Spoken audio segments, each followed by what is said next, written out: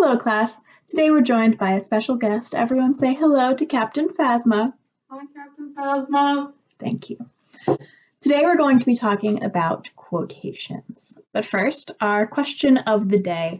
Would you rather have no elbows or no knees? I think I'd rather have no elbows. But let me know in the comments below. I'm also going to try to work visuals into our video. I have no idea if it's going to work, but we'll see. In your Blackboard posts, I asked you guys to think about how Niles Trigg, who wrote Fate, Free Will, The Wolf, and the Illusion, incorporated evidence, what kind of quotes he used, how he did them, and promised to talk a little bit more about what kind of choices you can make when you're quoting. There's a good possibility that you've never thought about quoting as an artistic choice and rather just considered it something that you do to get your point across, but the goal for today is to change that. There are 5 methods of quoting that I'm going to be talking about today. That's the epigraph, the block quote, embedded quotes, scare quotes, and cited paraphrasings. An epigraph is a quotation that you put at the beginning of a paper. They're named for engravings on tombstones, and you don't necessarily have to unpack them. They're used more to set the mood than anything else. And Niles Trigg uses them in his essay. He actually uses quite a few, which is an interesting way that he breaks it up. This is the epigraph that Trigg uses to start off his essay. It's a quote from Slaughterhouse-Five by Kurt Vonnegut, and you can see that you get a chance when you write an epigraph to style it in a way that you choose. So here I've just pointed out that Trigg decided to write Kurt Vonnegut in all caps and Slaughterhouse-Five in italics. Block quotes are a kind of quotation that we've mentioned in class before. When I said that in your annotated bibliographies, I didn't want you to have any quotes that were longer than 4 lines and 12 point Times New Roman. That's because that should technically be a block quote. So block quotes are longer quotes that are set on a new line and indented so that they look like a little block on the page. And Niles Trigg did not actually have stellar examples of a block quote. He has separated quotes, but those all functioned a lot more like epigraphs. So I took a block quote from another essay in the Norton Mix. It's called Nobody Mean More to Me Than You and the Future Life of Willie Jordan, and it's written by June Jordan. This is a block quote from June Jordan's essay. So here I've noted that the quotation itself is indented, so it looks like a little block. That's why it's called a block quote.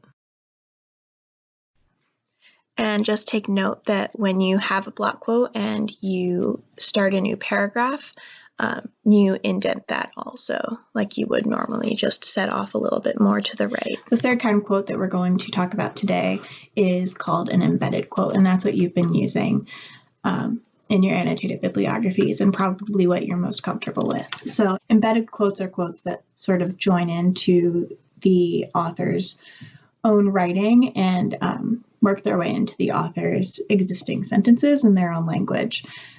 And they look a little bit like this.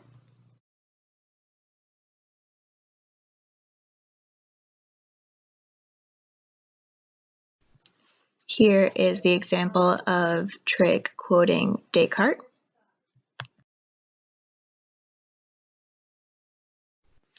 And remember, we talked about how when you're using quotes, sometimes the fourth kind of quote that we're talking about today for the writer to do is insert a substitution. And it's when you put a single word or phrase in quotation marks, more to indicate that you, as the author of this piece, would not use those words yourself, or to indicate that you have borrowed the phrase from the other author. You do not need to cite them with a page number or with the author's name. It's more implied. They look a little bit like this. This is what a scare quote looks like. Nothing really terribly exciting to report here. You can think of scare quotes as using, air quotes when you're talking, and that makes them fun because they're a little sassy, a little sarcastic. And the last kind of quote that we're talking about today is cited paraphrasing. And cited paraphrasing is for when the author writing a piece uses the ideas of another author without quoting them directly.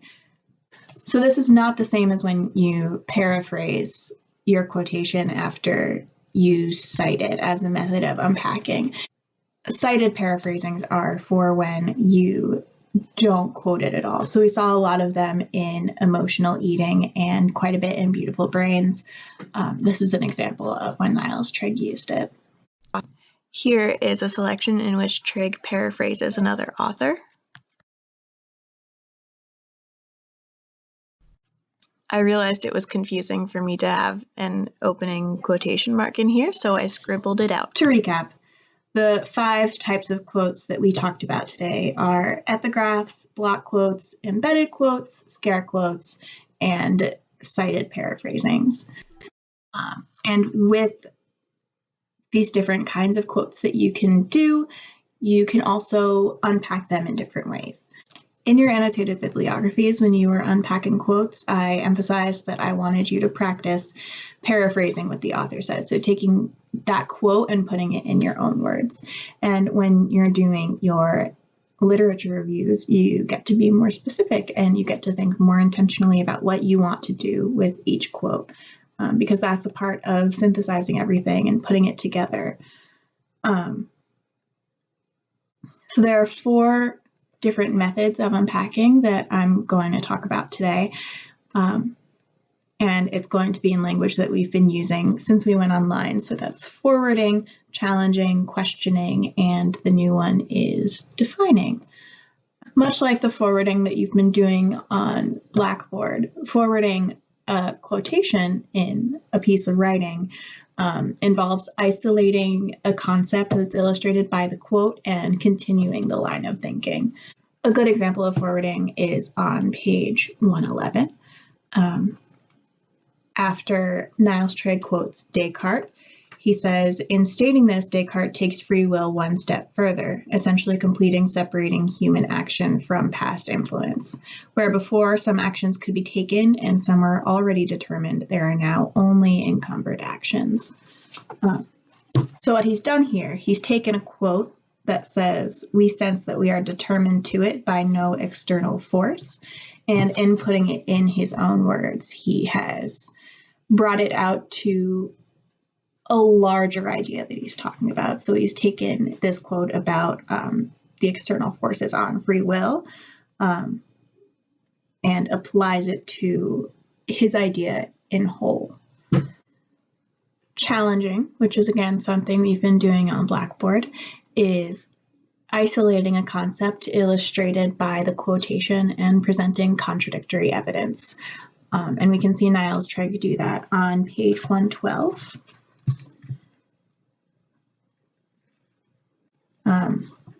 Trigg writes, he counters the idea of complete determinism with the argument that if God was truly the primary mover, then through doing so, he created pain and suffering.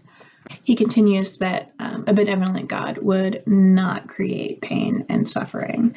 And so in that way, he is challenging the idea that God is a benevolent, quote, primary mover. The third form of unpacking is questioning. Questioning, when you're unpacking quotes, is a method of expanding the concept or concepts that are illustrated by the quotation by introducing new ideas in the form of a question. And so we can see Niles Trigg doing this on page 109. After describing a study done by John Dylan Haynes, Trigg writes, "I don't know about you, but I find this entire study frightening. If it is to be trusted, then how much of our decision-making is, in reality, just a movie playing out in front of our eyes?" So by questioning the results of the study, Niles Trigg has expanded our understanding of the study using his own concerns. The difference between the way that you question on Blackboard and the way that you might question in your literature reviews is that when you introduce questions in your literature review as a method of unpacking, I'm going to expect you to answer them. One more thing you might do is isolate and define a term that is specific to the author that you're quoting or is necessary to understand the quotation that you've used or the overall point made by the author. We can see Niles Trigg doing this on page 113. When he writes, "In Ramachandran's view, the mind intakes external stimuli and converts them to a, quote, meta-representation," and then he says in parentheses, "a unified mental model." Defining is useful in a literature review because it's not expected within the genre that your audience is going to have read the pieces that you're reviewing. So when you're presenting yourself as the expert, that's going to require that you explain the term. So to recap again, that's 4 methods of unpacking: forwarding, challenging, questioning, and defining, and 5 methods of quoting with epigraphs, block quotes, embedded quotes, scare quotes, and cited paraphrasings. So now that you have this language, you can make more conscious decisions about the ways that you want to quote, and you can start to think about when using certain quotations would be beneficial. I'm out of time, so I gotta go. Remember to answer in the comments below whether you would rather have no elbows or no knees. That's all the time I got, so I will see you all on Friday.